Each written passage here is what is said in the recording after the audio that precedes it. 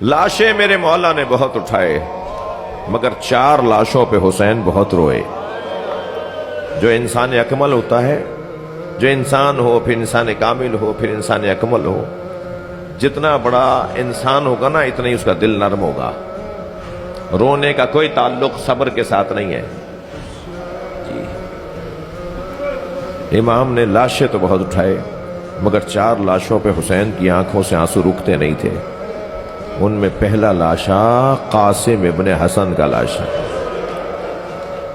پہنچے ہیں اپنے بھتیجے کے بدن پر تو لاشا پامال ہو چکا تھا۔ یہ کہتے ہوئے بیٹھے تیرے چچا پہ بڑا گرا ہے، تو مدد کے لیے پکارے اور تیرا چچا تیری مدد نہ کر پائے۔ اور پھر لاشا اٹھایا۔ سعید ابن طاؤس کہتے ہیں کہ جو بدن قامت میں حضرت قاسم طویل القامہ نہیں تھے جی، بہت دراز قد نہیں تھا حضرت قاسم کا، اس لیے کہ جب گھوڑے پر بٹھایا گیا تو رکابوں کو کاٹ کر چھوٹا کر کے حضرت قاسم کے پیروں تک پہنچایا تھا۔ اتنا بڑا قد نہیں تھا حضرت قاسم کا، یعنی طویل القامت نہیں تھے۔ لیکن سعید ابن طاؤس کہتے ہیں جب لاشا اٹھایا نا تو حسین کے بدن سے لمبا لاشا تھا۔ اجرکم اللہ، اجرکم۔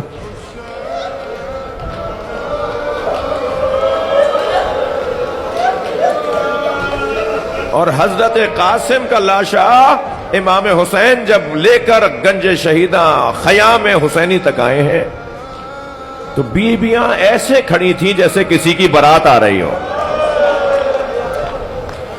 مگر تعجب اس پر ہوا کہ سب بیویاں تو موجود ہیں مگر قاسم کی ماں نظر نہیں آ رہے۔ تو امام حسین نے جناب زینب سے پوچھا، بہن زینب، بھابھی ام فروہ کہاں ہیں؟ تو کسی بی بی کی آواز آئی، جب قاسم کی شہادت کی خبر آئی تھی تو ام فروہ پشت خیمہ پہ چلی گئی تھی۔ اب جا کے جو بیویوں نے دیکھا، کیا دیکھا؟ پیشانی سجدے میں ہے اور جناب ام فروہ تسبیح پڑھ رہی ہیں، شکرن شکرا حقن حقا۔ جیسے ہی سجدہ مکمل ہوا جناب زینب کی آواز آئی، بھابھی آپ کو حسین بلا رہے ہیں۔ اجرکم اللہ۔ جو رونے آئے اپنی آوازوں کو آزاد کریں گے۔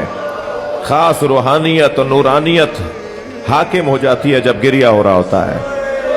شاید میرے فضائل کے بیان میں فرشتوں کی، انبیاء کی، اولیاء کی اتنی توجہ نہ ہو، لیکن جب ذکر مصائب ہوتا ہے نا تو آپ رونے والوں کے درمیان ایک بیمار امام کے رونے کی آواز۔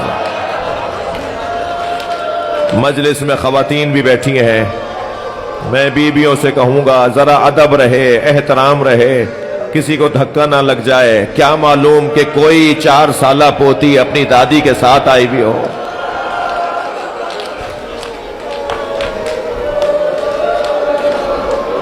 آواز دی، بی بی، بھابھی آپ کو حسین بلا رہے ہیں۔ جب آئی نا جناب ام فروہ وہاں جہاں حضرت قاسم کا لاشا رکھا ہوا تھا تو پہلے اپنے بچے کا لاشا دیکھا، اپنے بیٹے کا لاشا دیکھا۔ لاشا دیکھ کر بی بی نے فرمایا، بھائی حسین، مجھے قاسم کا خون بھرا کرتا چاہیے۔ ایک ماں کی آرزو، ایک ماں کی خواہش۔ امام حسین نے نہیں پوچھا بھابھی اس کرتے کا کیا کریں گے جو تار تار ہو گیا، جو چاک چاک ہو گیا۔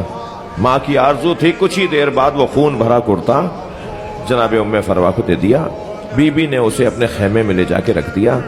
عصر عاشور خیمے لوٹے، تبرکات لوٹے گئے۔ یہ قافلہ 11 محرم کو اسیر ہو کر کوفہ گیا، کوفہ سے شام گیا، شام میں زندان میں رہا، زندان سے رہائی ملی تو تبرکات واپس آئے۔ ہر بیوی نے اپنی اپنی گٹھڑی اٹھائی ہوئی تھی، جناب ام فروہ نے بھی اپنی گٹھڑی سینے سے لگائی ہوئی تھی۔ یہ قافلہ شام سے کربلا گیا، کربلا سے مدینہ آیا۔ جب مدینہ پہنچی نا تو فرمانے لگی، میرا اونٹ جنت البقیع لے جاؤ۔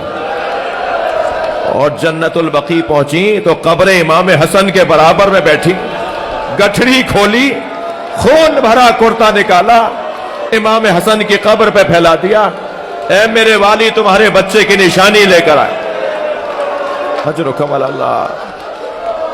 اللہ کسی غم میں نہ رلائے۔ ایام عزاداری کے ہیں، گریہ و فغاں کے ایام ہیں۔ یہ ایک لاشا جس پر امام بہت روئے وہ حضرت قاسم کا لاشا.